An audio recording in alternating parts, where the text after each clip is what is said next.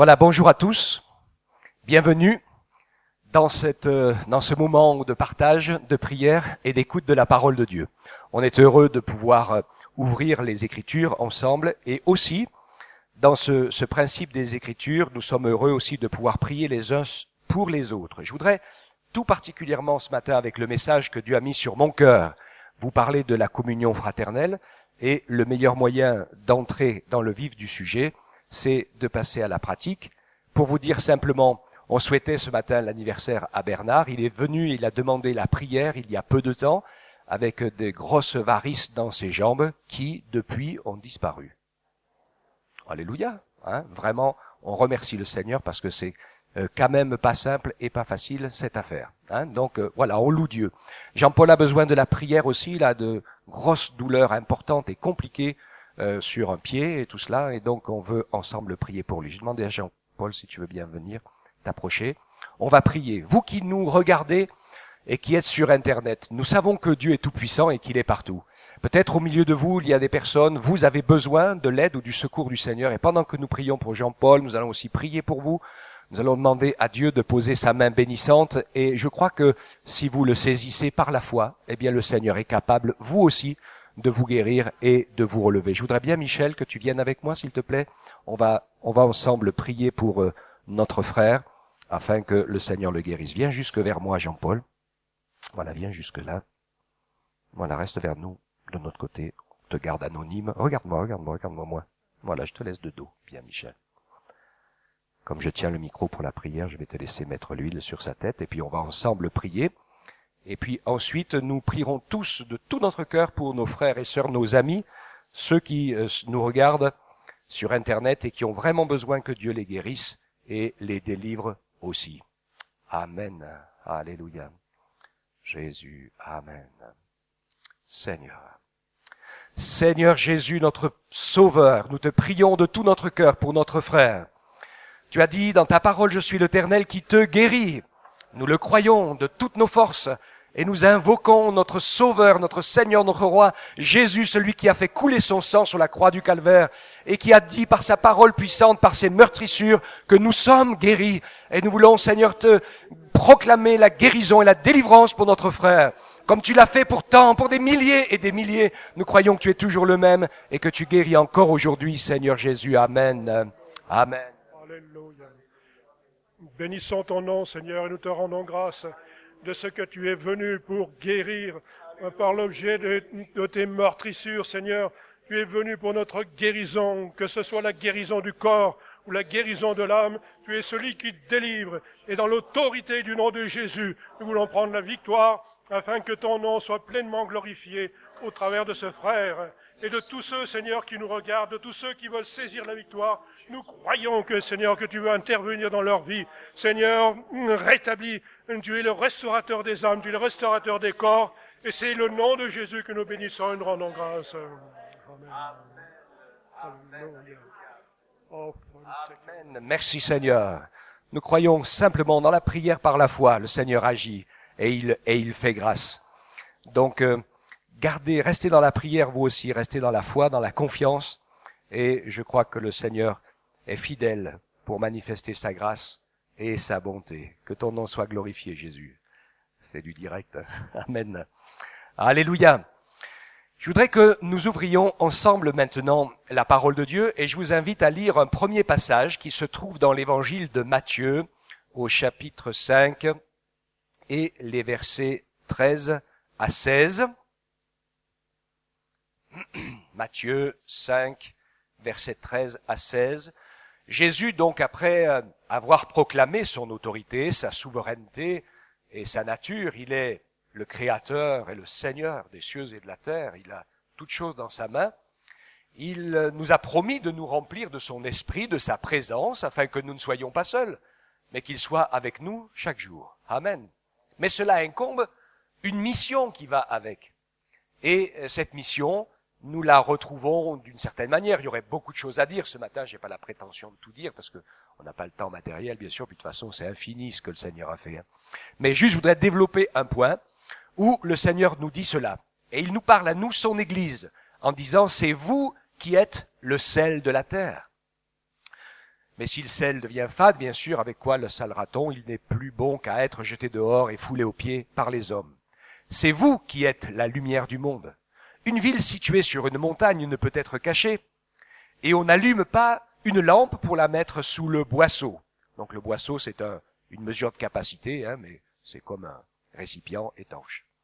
Mais on la met sur le chandelier. Et cette lampe peut briller pour tous ceux qui sont dans la maison.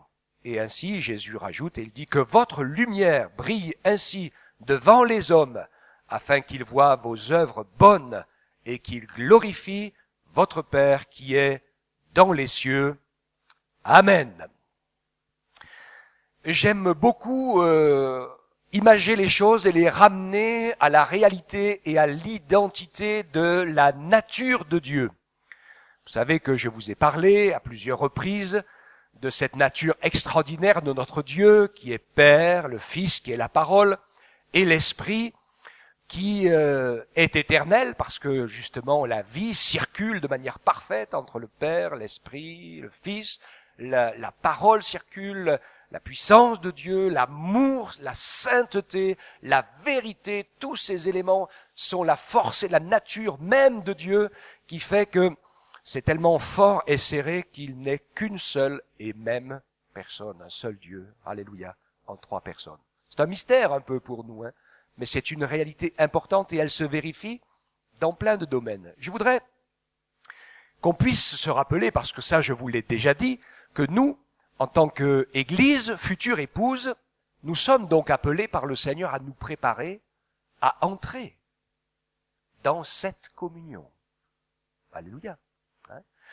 Et cette communion avec notre Dieu, nous la vivons déjà par l'Esprit, et nous sommes appelés à la vivre de mieux en mieux, de plus en plus.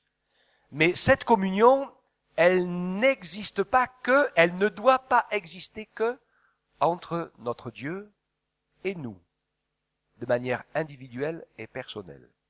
Mais la même image demeure, la même image des trois.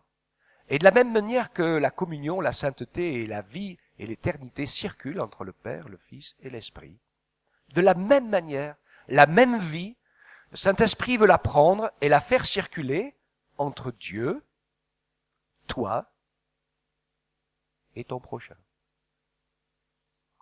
Et ce que je vais vous dire ce matin a quand même une grande importance, parce que ça fait partie des trois clés qui sont pour nous le chemin de la vie, et nous le voyons dans la parole.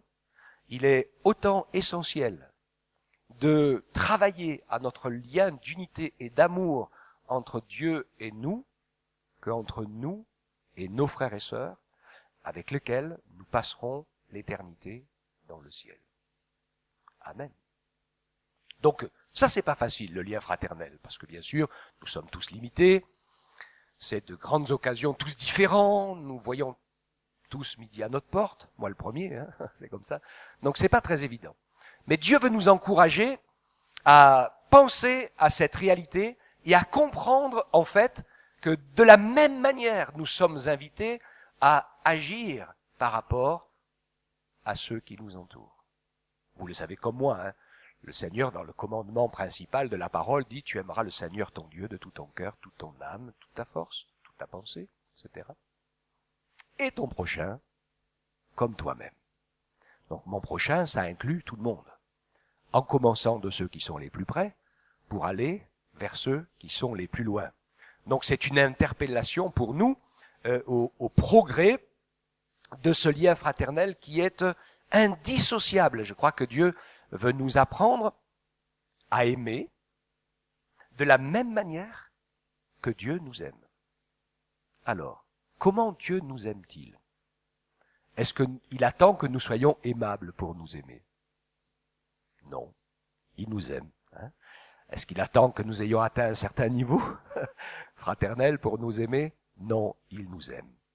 Il l'attend et il nous aime de manière active et patiente, jusqu'à ce que nous comprenions les choses au fur et à mesure. Et donc Dieu veut que nous apprenions aussi à aimer de la même manière. C'est pour ça que dans sa parole, Jésus nous dit même « aimez vos ennemis ». Alors ça c'est plus ou moins facile à dire. Hein. Pour nous, ça va à peu près, parce que souvent, on n'a peut-être que des ennemis en parole. Mais on sait que dans des pays, des gens ont pour ennemis d'autres hommes ou femmes qui veulent leur mort. Parce que, pour des raisons, toutes sortes de raisons. Et la pire des raisons, c'est à cause de la foi en Jésus. Hein. Donc ce sont des réalités. Et nous avons tous entendu des témoignages extraordinaires de gens qui ont pardonné à leurs ennemis. Vous l'avez entendu comme moi, on l'a lu dans des livres. Hein. Des gens qui ont prié pour les ennemis. Des gens qui ont manifesté l'amour de Dieu et qui ont vu plusieurs de leurs ennemis devenir des frères et sœurs. Alléluia. C'était le cas de Saul de Tarse, qui est devenu l'apôtre Paul. Puisque la première partie de sa carrière, par rapport aux chrétiens, c'était de les persécuter, de les faire battre, enfermer, de les forcer à blasphémer, de les faire tuer. Il était d'ailleurs là quand il y a eu Étienne, le premier martyr. Hein. Donc, on comprend que l'amour de Dieu est tout à fait particulier. Et je voudrais vous dire ce matin que le Seigneur veut absolument que les uns et les autres nous arrivions à progresser pour pouvoir apprendre aussi à développer ce lien fraternel et apprendre à aimer nos frères, nos sœurs, nos amis, nos ennemis, sachant que nous n'avons pas à lutter contre la chair et contre le sang, et que le diable fera tout ce qu'il faut pour nous diviser, et que parfois nous ne sommes pas très inspirés. Et moi, ça m'arrive aussi. On donne des paroles malheureuses, on dit des choses qu'il ne faudrait pas dire. Alors ça accentue, bien sûr, le fossé. Mais vous savez comme moi, que dans la prière du Notre Père, le Seigneur insiste, de manière particulière, pardonne-nous nos offenses, comme nous aussi nous pardonnons à ceux qui nous ont offensés. Et c'est le seul verset dont le Seigneur Jésus donne un commentaire. Tous les autres, dans le titre de la prière, il dit, et celui-là, et il donne un commentaire en disant, car si vous ne pardonnez pas aux hommes leurs offenses, votre Père céleste ne vous pardonnera pas non plus. D'accord ? Donc nous allons voir ensemble ces deux choses, comment être le sel de la terre. Donc je ne vais pas rentrer dans l'histoire du salaire, etc., dans une explication de test. Je veux simplement dire en fait que le sel, c'est quelque chose qui se dissout et qui donne bon goût à la soupe quand il y en a. Ou comme certains le disaient, mauvais goût à la soupe quand on l'oublie. D'accord ? Donc il y a une partie de notre vie chrétienne qui n'est pas des mots, mais qui est une réalité qui doit interpeller ceux qui nous côtoient. Et c'est vrai que cela, bien sûr, pour cela, nous avons besoin de vivre cette transformation de l'amour, du pardon, de la vérité, que nous ayons de l'assurance, non pas par rapport à nous-mêmes, mais de l'assurance par rapport à l'amour de Dieu qui nous a sauvés. Que quand nous sommes devant les autres personnes, nous savons très bien que nous ne sommes pas meilleurs, loin s'en faut. Personne n'est meilleur que personne. Je veux dire que si on fait le calcul pour les hommes, c'est qu'on est tous plus mauvais les uns que les autres. Quand la parole de Dieu dit, il n'y a pas un juste, pas même un seul. Alors il y en a certains qui se présentent devant Dieu en disant, oh Seigneur, j'ai fait ci, j'ai fait ça. S'ils voyaient la réalité, ils se feraient peur et comme tout le monde, ils tomberaient sur leur face repentant en disant, Seigneur, pardonne-moi de tous mes péchés, de toutes mes folies, de toutes mes mauvaises pensées. Parce que déjà, vous le savez, le péché commence ici. Donc le Seigneur veut que nous puissions avoir cette paix du fait que nous sommes pardonnés. Cette paix, donc nous n'avons rien à prouver. Nous savons que nous sommes des pécheurs graciés, que nous ne sommes pas meilleurs que les autres, mais que nous avons cru en Jésus et que le Seigneur nous a pardonnés et lavés par son sang. Il a fait de nous ses fils et ses filles. Non, ça fait grincer un peu.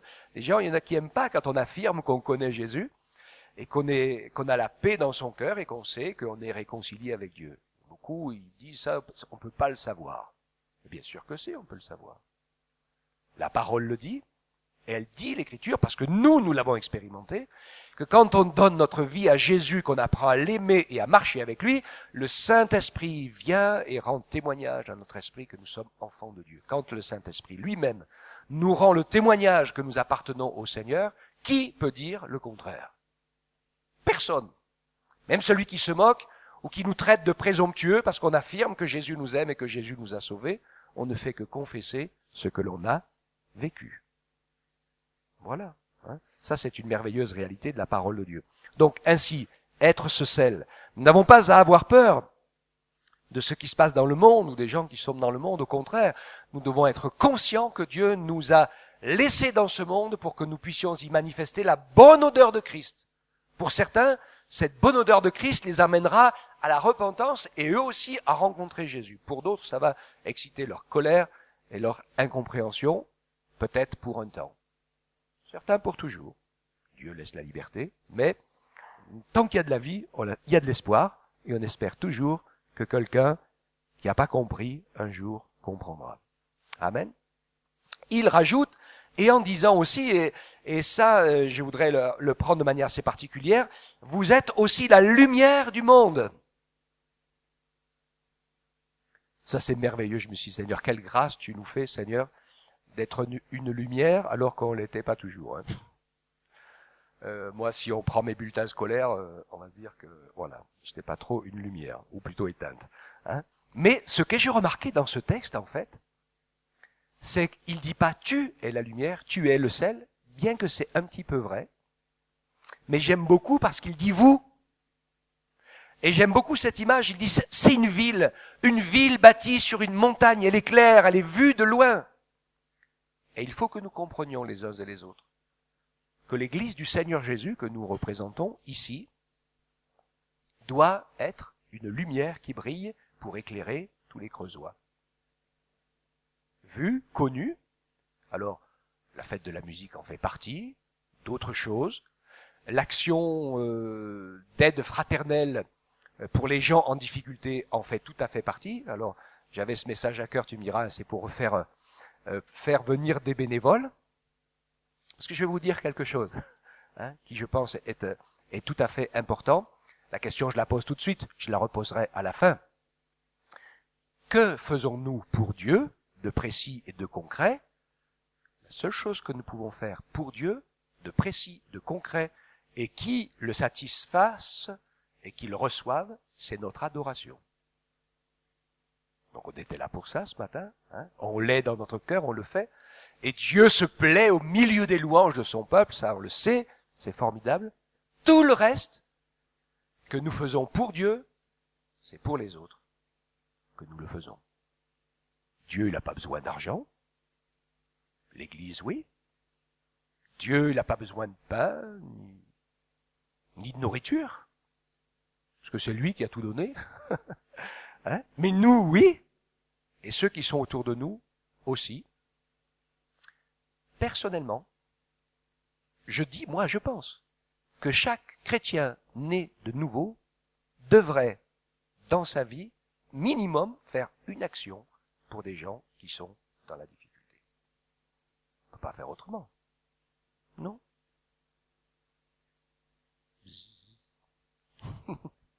J'arrive sur le terrain pratique, hein, parce que aimer en parole, c'est bien, en action, c'est bien mieux.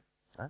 Dieu nous invite donc à vivre notre salut au présent. Le texte suivant que j'ai choisi, qui est de Philippiens 2:12, verset 2:12, il dit « Mais ainsi, mes bien-aimés, comme vous avez toujours obéi avec crainte et tremblement, mettez votre salut en action, non seulement comme si j'étais présent, mais bien plus encore maintenant que je suis absent. » Amen. Nous avons notre conscience. Alors, voilà, les traductions anciennes n'étaient pas terribles, hein, cela entre salut et œuvre. Hein, on va comprendre que c'est pas parce qu'on fait des œuvres qu'on est sauvé. Ça, je pense qu'on a tous compris, parce que seule la croix de Jésus expiant nos péchés peut nous sauver. Mais la réalité inverse est incontournable. C'est que si nous sommes sauvés, nous ne pouvons pas faire autrement que de faire des œuvres. Sinon, c'est qu'on n'a pas compris ce que c'est la vie de Dieu. Hein? Dieu nous a appelés pour le servir, et notre service, eh bien, à part l'adoration, qui est la principale, bien sûr, mais dans tout le reste, va vers l'autre, et vers le besoin des autres. D'accord? Donc, que Dieu nous aide ainsi à prendre conscience que nous sommes appelés à mettre notre salut en action ou en acte. Donc, on commence par soi-même. Quand on a mis son salut en action, mettre sa vie en ordre, prendre ses responsabilités, régler sa vie pour vivre une véritable moralité, et puis nous mettre dans la prière et l'étude de la parole. C'est indispensable. Si on veut grandir, il faut se nourrir. après avoir commencé par soi-même, je pense qu'il faut tout de suite aussi se mettre au service du Seigneur avec des choses simples et matérielles, aussi avec la prière et l'étude de la parole, pour que Dieu continue à travailler notre cœur et nous révéler quel est notre appel à chacun. Puisque Dieu a préparé des œuvres d'avance afin que nous les pratiquions. On est d'accord avec ça? Donc il vaut mieux les trouver. Vous allez voir combien c'est important de trouver les œuvres à laquelle Dieu nous a appelés pour pouvoir entrer, bien sûr, quand Dieu va ouvrir la porte et que nous serons prêts, il va nous faire entrer dans notre appel. Et en entrant dans notre appel, je pense que c'est important aussi, et ça je le dis de notre côté, nous ne devons jamais oublier les choses simples, matérielles et pratiques, qui restent celles de la base, pour prendre soin de l'œuvre de Dieu, selon ce que Dieu nous a mis sur le cœur. Je pense que ça, c'est tout à fait important aussi. Donc on commence par soi-même, on continue par se mettre au service de choses simples et matérielles pour l'œuvre de Dieu ou pour les gens dans le besoin, peu importe, qui sont des choses concrètes, qui fait qu'on met notre salut en action et ainsi Dieu nous prépare pour pouvoir aller autre part. J'aime beaucoup l'exemple de Philippe pour ça, dans le livre des Actes. Vous savez que il y a eu tout d'un coup des besoins importants en gestion de la première église, où ils étaient plusieurs milliers et ils ont mis tout en commun. Donc vous pouvez comprendre quand même que ça devient une gestion différente, que ce soit la nourriture, le logement et tout ce qu'il faut. Donc voilà, il n'a pas attendu que le Seigneur descende du ciel et lui dise « Étienne, vas-y », mais on l'a proposé. Donc lui, ils étaient 12 en tout, on a proposé des noms de gens qui semblaient capables et responsables, et donc ils se sont mis à ce travail de la gestion des biens communs de cette jeune et vivante Église. Puis, la persécution arrivant, tout le monde a été obligé de se disperser, donc on se demande ce que ça a été, mais je vous ai déjà donné beaucoup d'explications finalement sur le fait que Dieu contrôle toutes choses, qu'en mettant tout en commun, ils ont mangé leurs biens, que la persécution les a dispersés et que la majorité d'entre eux n'étaient plus là quand Jérusalem a été détruite. En attendant, ils ont visité et sont allés partout, et on retrouve notre Philippe comme évangéliste, conduit par l'Esprit, qui annonce la parole dans des villes et autres, et que l'Esprit amène dans le désert pour le nuque éthiopien, etc. Enfin, où on peut voir comment l'œuvre de Dieu se fait. Donc c'est pareil aujourd'hui. Le Seigneur n'a pas changé. Il continue à nous appeler, et les choses fonctionnent pareil. Les disciples sont restés un temps avec le Seigneur Jésus, ils ont appris, puis ils ont reçu l'Esprit de Dieu, et puis ils sont entrés dans le service qui était le leur. Donc je vous ai déjà parlé, je ne vais pas y revenir trop longtemps, de notre foi qui se démontre par nos œuvres. Vous connaissez tous le texte de Jacques qui est écrit en dessous, etc., et qui parle en première chose, le fait de donner à ceux qui sont nus des habits, de la nourriture à ceux qui n'ont rien à manger. Vous savez comment Jésus, dans Matthieu, parlait de ces choses, d'aller visiter aussi les malades, les prisonniers, d'accueillir et de prendre soin des étrangers. On en parlait hier, mais je pense que c'est quand même important de voir qu'il y a pas mal de gens qui s'enfuient de leur pays. Je dis, mais qu'est-ce qu'on ferait, nous, si notre pays était comme la Syrie ou comme notre pays en guerre, où vous risquez votre peau tous les jours, votre femme, vos enfants, et il n'y a plus rien à manger? Qu'est-ce qu'on ferait? On partirait, C'est ce que tout le monde fait, On veut sauver sa peau. C'est pas la peine de rester à un endroit où on sait qu'on va mourir, à part que Dieu nous l'ait demandé expressément et de manière claire et précise. Donc voilà. Alors qu'est-ce qu'il faut faire? Moi je pense que le Seigneur nous demande d'avoir de l'amour et de l'accueil pour les étrangers, et ça s'appelle de la compassion, être capable de se mettre dans la peau des autres. Et donc Dieu veut nous encourager. Nous, en tant qu'Église, on sait que le fruit de l'Esprit, ça, il en fait partie. C'est l'amour, dont une des branches est la compassion. Donc tout ce que l'Écriture dit ici, ce sont des choses concrètes, pratiques. Ne vous contentez pas de prier pour ceux qui sont dans la difficulté ou dans le besoin, c'est bien, mais c'est pas suffisant. Il faut aussi agir pour que des choses soient faites. Je pensais donc dans ce domaine-là à notre ambition dans le royaume de Dieu. Et c'est pour cela que j'ai choisi ce texte des Corinthiens, car il est parlé dans 1 Corinthiens 3, versets 11 à 15, des personnes de notre vie chrétienne qui est basée et posée sur le fondement de la parole de Dieu, sur le fondement de Jésus-Christ. Nous connaissons la vérité parce que la vérité est une personne. C'est ça qui est important. Jésus est la vérité. Alors, pas mélanger les choses. On voit très bien dans les religions des gens qui défendent des théologies, des doctrines.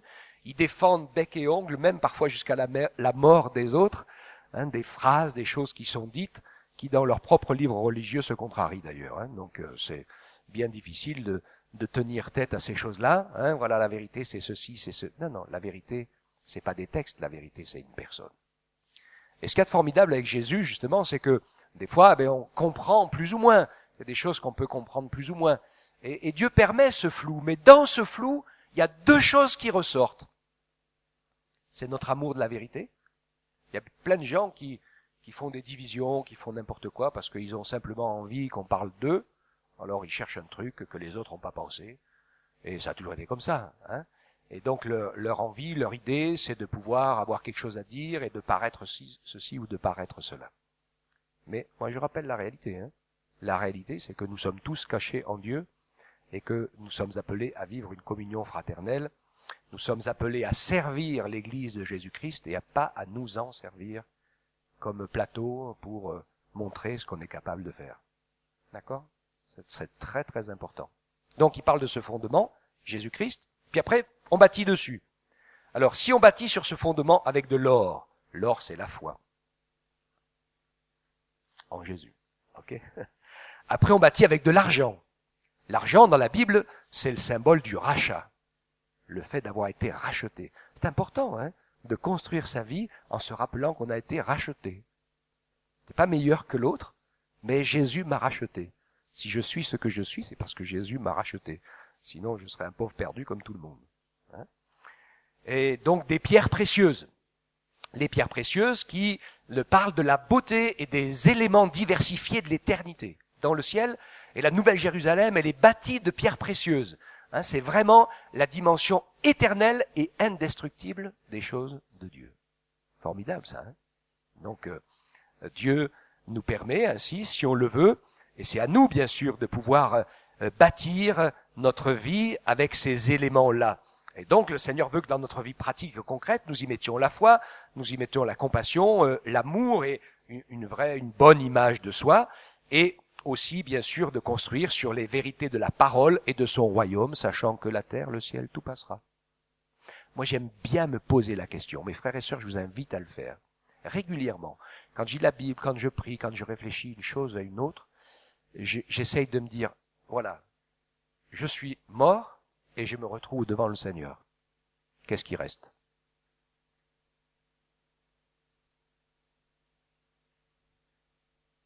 C'est une bonne question, à poser. Qu'est-ce qui reste ? Qu'est-ce qui va rester ? Qu'est-ce que Alors déjà, ça me parle en premier parce que je me dis finalement tout ce que j'ai dans ma maison, on va tout laisser. Et puis plein d'autres choses comme ça. C'est intéressant parce que ça nous permet de réfléchir. On est dans les pierres précieuses là. On essaye de voir que en fait ce qu'on est en train de faire pour le Seigneur et c'est des choses tellement importantes. Et sinon on peut aussi bâtir avec du bois, du foin et du chaume. Alors ceux-là, c'est ceux qui vivent leur vie chrétienne uniquement pour que le Seigneur pourvoie à leurs besoins. Il y a beaucoup de gens qui sont des chrétiens heureux parce qu'ils savent qu'ils ne sont pas tout seuls et que Dieu peut les secourir en toutes choses. Mais là, faites très très attention, parce que si vous êtes un chrétien consommateur de cet acabit-là, vous n'êtes pas dans les trois jambes là. D'accord ? L'amour avec Dieu, avec son prochain, qui fait que le but ultime, d'ailleurs je pense que si on vit bien l'amour avec Dieu et l'amour avec son prochain, il va finir par y avoir le prochain qui va aller vers l'amour de Dieu. C'est le but, c'est ce que Dieu veut. Ça doit être, ça doit être moteur dans notre vie. C'est le fondement de notre vie chrétienne. Tout le reste, c'est secondaire. Mais ça, c'est important. D'accord? Donc, du bois, du foin, du chaume, évidemment, le feu, la mort, la faim, enfin, le jugement, les choses éternelles. Hein, on sait que sortent du feu intact que les choses qui sont éternelles, imputrescibles. Quand les amis de Daniel ont pris position en disant « Nous n'adorerons pas la statue, que Dieu nous sauve ou que Dieu nous sauve pas, peu importe, nous n'avons qu'un seul Dieu et nous n'adorerons pas la statue. » Donc on les a jetés dans le feu. Hein, et les soldats qui les ont jetés dans le feu, en s'approchant du feu, ça les a déjà tués. Et ça, je comprends que la chaleur intense est capable de le faire. Hein, tout à fait. Et eux, ils se sont retrouvés dans le feu, avec un ange du Seigneur présent à leur côté, et après, quand on les a appelés pour sortir du feu, ils sentaient même pas le brûler. C'est impressionnant, hein? Ce feu terrible de la terre a rien pu faire contre le fait qu'ils étaient déterminés de confesser qu'il n'y avait qu'un seul Dieu, créateur des cieux et de la terre, un seul qui méritait d'être adoré, et le Seigneur s'est servi de cela pour en faire la preuve. Comme Paul et Silas dans la prison, battus, frappés, qui auraient pu pleurer, être humiliés parce que cela leur est arrivé en public, on leur a craché dessus, ils ont été jugés. Et eux, dans la prison, qu'est-ce qu'ils font? Ils chantent les louanges du Seigneur, battus jusqu'au sang. Ils rendent gloire à Dieu d'avoir été jugés dignes de prendre des coups pour le Seigneur Jésus. Bon, je me dis, j'ai un peu de chemin à faire encore quand même. Hein, donc, voilà. Et donc, nous savons que le fondement, c'est Christ. Et là, on l'a tous compris, évidemment, mais que chacun d'entre nous prenne garde à la manière dont il bâtit sur ce fondement, parce que finalement, les bâtisseurs, c'est nous. Voilà. L'Esprit de Dieu, vous le savez bien, il va pas se servir de nous pour nous faire faire ce qu'on n'a pas envie de faire et ce qu'on n'a pas décidé de faire. Vous avez bien vu que le Saint-Esprit, il a jamais pu nous obliger, c'est pas sa volonté de nous obliger, et lui qui est le symbole de la colombe, il a jamais obligé personne, au contraire, quand on les farouche un peu, il s'en va. Il veut qu'on lui dise viens, reste là. Hein, donc c'est tout le contraire. Voilà. Alors il dit voilà, si l'œuvre est bâtie sur que le fondement subsiste, il recevra une récompense, et on va en parler dans un moment. Et si l'œuvre est consumée, il en subira la perte. Pour lui, il sera sauvé, mais comme au travers du feu. Moi, je dis Seigneur, j'ai pas envie d'être sauvé juste en ça sent le roussi. Hein. Comme celui qui sort de l'incendie, il ne sait même pas s'il arrive à sauver son pyjama. Donc, vous voyez un peu le problème, parce que, alors, ça nous fait un petit peu sourire, évidemment, j'ai fait exprès de prendre cette image, dans le sens où il y a, vous savez, il y a une corde raide, avec un endroit, on est sauvé, ou on l'est pas. Parce que le Seigneur Jésus, dans l'évangile de Jean, nous rappelle aussi, Jean 15, verset 1 à 5, « Je suis le vrai cep, mon Père le vigneron. Tout sarment qui est en moi et qui ne porte pas de fruits, il le retranche. » Donc celui-là, il est perdu. C'est bien ça, hein? Parce qu'il a dit qu'il ramassait les sarments, il les jetait au feu, il les brûlait. C'est bien ça que j'ai lu, hein? Donc il dit « Qui est en moi ?» C'est les gens qui disent « Oh, c'est les inconvertis. » Le sarment qui est en moi et qui ne porte pas de fruits, il le retranche. Celui qui porte du fruit, il émonde pour qu'il en porte encore plus. Hein, donc ça, on sait que c'est la nécessité de la souffrance de la vie chrétienne, et je pensais ça dans le temps de louange et d'adoration. Aujourd'hui, on est dans un monde, il faut faire attention. Et on n'est pas, je suis pas là pour vous faire l'apologie de la souffrance, pas du tout. Hein. Si on peut l'éviter, on n'est pas maso, on va pas la chercher. Mais des fois, aujourd'hui, même pour nos enfants, on voudrait tout maîtriser, tout conditionner, on voudrait les coucouner tellement pour que personne ne souffre. Mais si quelqu'un n'a pas appris à souffrir sur cette terre, ça va être une catastrophe. Surtout quand il est jeune. Parce que quand il va entrer dans la vie et qu'il va découvrir qu'il va falloir souffrir pour réussir à vivre comme il faut et à construire sa vie, ça sera impossible. On le sait tous, hein. Si on n'a pas appris des choses dans son enfance, comment voulez-vous qu'on les apprenne quand on a 25 ou 18 ou 20 ou 25 ans ou 30 ans? Ça devient très très difficile. On comprend pourquoi les choses sont tellement compliquées aujourd'hui. Donc, on peut pas répondre à tout, on peut pas. Alors, attention à la manière dont on veut marcher avec le Seigneur. Dieu veut que nous ayons de l'ambition pour le royaume de Dieu. Je pense que ça, c'est vraiment important. Que nous ne soyons pas comme beaucoup, et ça, c'est le problème de jeunes chrétiens. On le voit pour beaucoup d'entre eux qui sont ce qu'on appelle borderline. Vous connaissez ce que c'est, ce mot? Alors, c'est pas du français, hein, mais ils aiment bien jouer, courir sur le bord de la falaise. Oh, non, je tomberai pas. Hein, on joue de toute façon. Hein, tous ceux qui jouent avec le feu finissent par se brûler, comme tous ceux qui jouent avec les couteaux, même qui travaillent, finissent par se couper. C'est obligé, une manière ou une autre. Hein, il n'y a pas de secret. C'est une réalité. Et donc, attention de ne pas simplement se dire je vais essayer de pas trop pécher pour réussir plus ou moins à rentrer au ciel. C'est pas ça la vie chrétienne. La vie chrétienne, c'est découvrir l'amour de Jésus qui circule en nous par le Saint-Esprit et de donner, d'essayer de transmettre cet amour à tous ceux qui nous côtoient. D'accord? En dehors de ça, ça tourne pas rond. Un dernier texte, et je conclus, dans le livre de l'Apocalypse, chapitre 14, verset 13, il est parlé de tous les rachetés qui sont dans le ciel et de ceux qui sont morts déjà.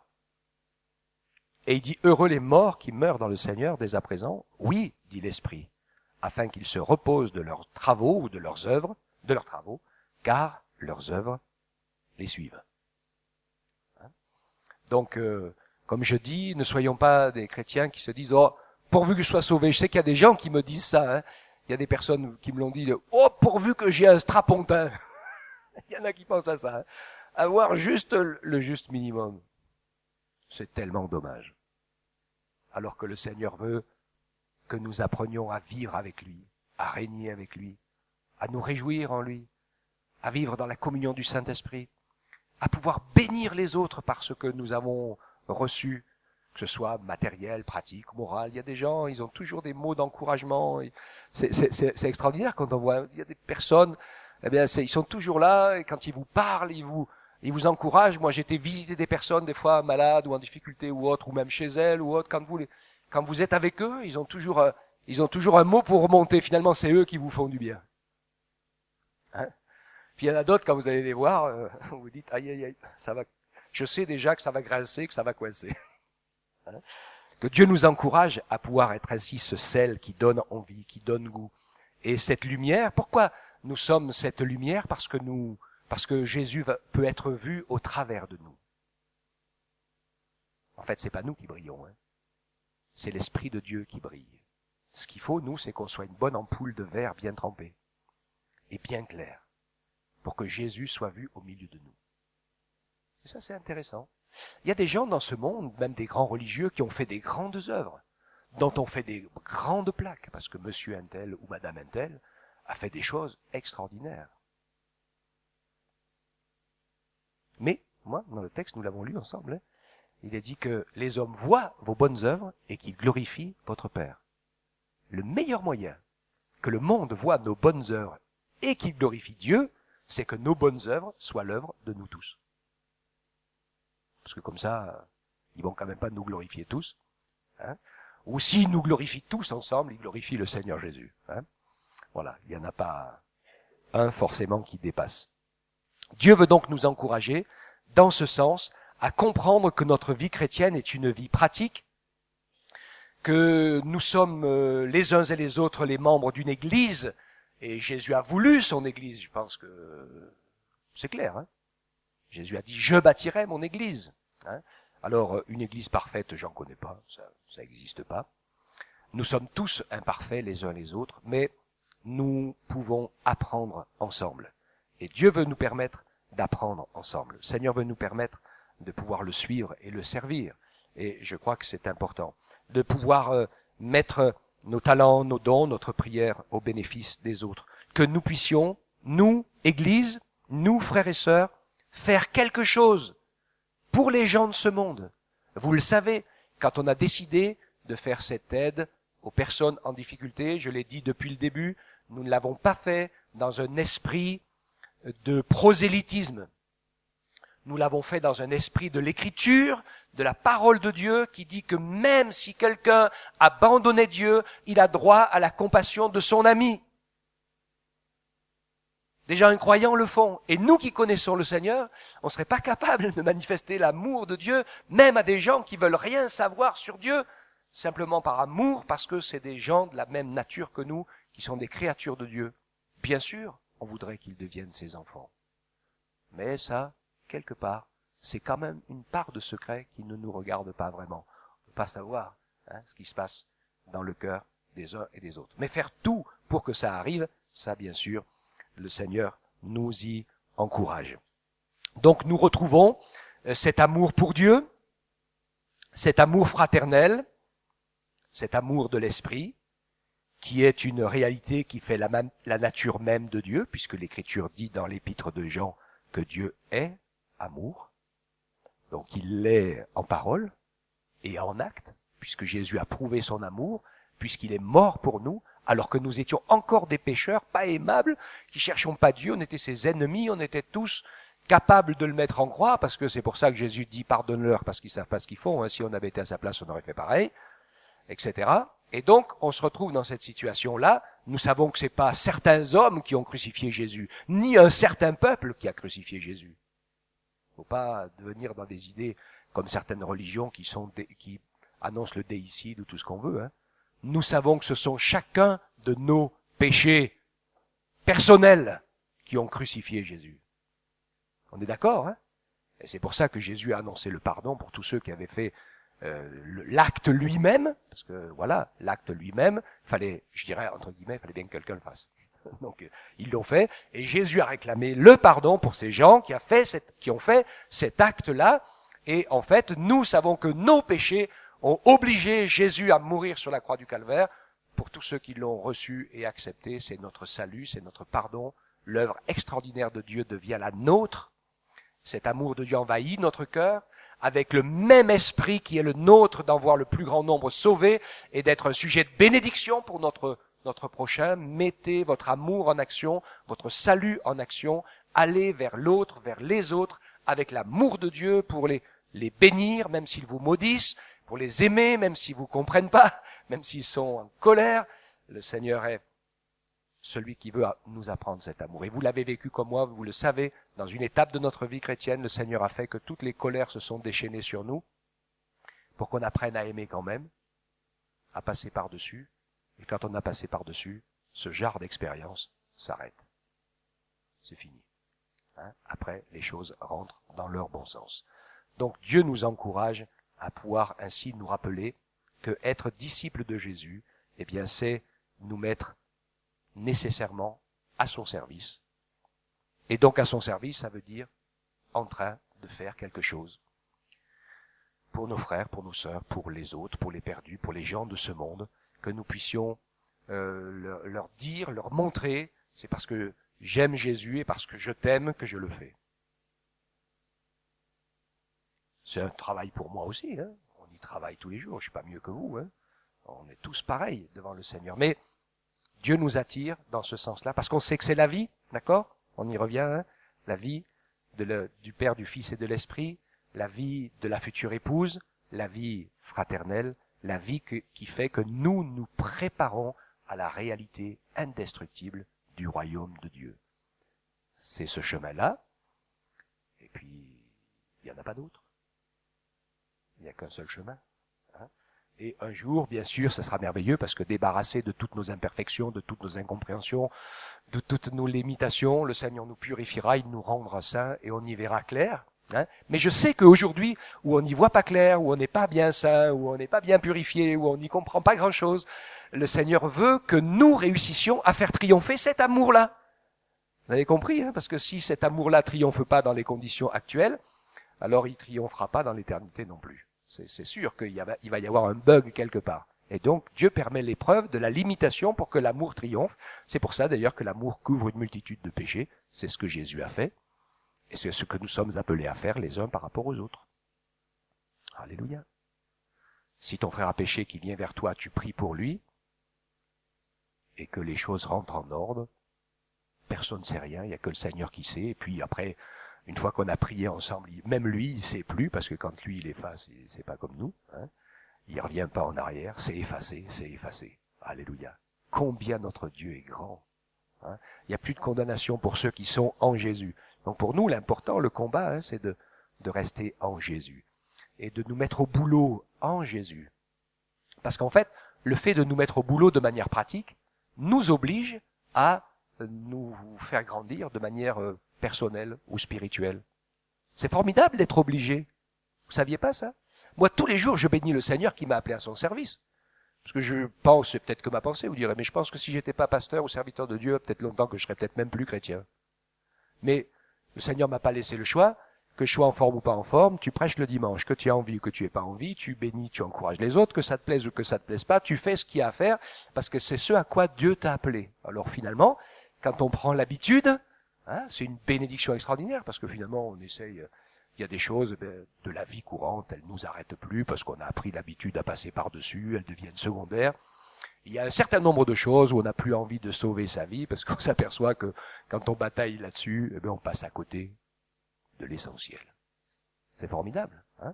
Vous voulez voir la gloire de Dieu? Vous voulez être béni? Vous voulez expérimenter la grâce du Seigneur? Engagez-vous à son service. Il n'y a pas d'autre secret. Hein.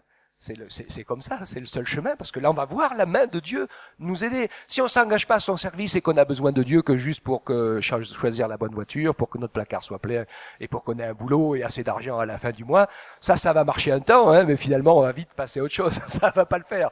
C'est pas ça la vie et l'œuvre du royaume de Dieu. Hein. Ça c'est ce dont Dieu s'occupe pour nous, si nous on s'occupe de ce que lui il a préparé d'avance pour chacun. Amen. Ne nous trompons pas de combat. Servons-le, soyons des disciples qui mettons notre foi en action pour bénir les autres au nom de Jésus-Christ, notre Sauveur bien-aimé. Amen. Je te remercie, Seigneur. On te rend grâce parce que tu es un Dieu tellement grand, tellement puissant. Ton plan d'amour, il est tellement fort et tellement merveilleux puisque celui qui comprend les choses et qui se tourne vers toi avec un cœur sincère, tu effaces tout ce qui s'est mal passé et tu nous permets de repartir à zéro. Alléluia. Quelle grâce, Seigneur. Il y a en toi un pardon merveilleux, un Dieu d'amour plein de bonté et de miséricorde. Aide-nous, Seigneur, à donner à notre foi un élan pratique et concret. Que nous ne contentions pas simplement de croire en toi et de voir confiance parce que tu t'occupes de nos vies, mais que nous puissions te dire, Seigneur, montre-nous le chemin que tu nous as tracé. Aide-moi, aide-nous à marcher dans les œuvres que tu as préparées d'avance. Aide-moi, aide-nous à apprendre ce que j'ai besoin d'apprendre pour progresser dans la vie fraternelle, dans le service de Dieu. Aide-moi à commencer à faire les choses simples et être fidèle dans les petites choses, pour que ensuite, eh bien, tu puisses me confier des plus grandes. Seigneur, merci de nous permettre ainsi de nous préparer. Tu reviens très bientôt, nous le savons. Nous serons surpris, ça sera tout d'un coup et sans retour. Et ça sera plus le temps des remords et des regrets. Mais aujourd'hui, dis la parole, si tu entends sa voix, n'endurcis pas ton cœur et mets-toi au boulot. Décide de t'engager pour bénir les autres au nom de Jésus et pour adorer ton Dieu en esprit et en vérité. Amen. Que ton nom soit glorifié, Père Tout-Puissant. Nous nous attendons à ta grâce et nous te louons, Père, au nom de Jésus. Amen. Amen. Alléluia. Gloire à Dieu.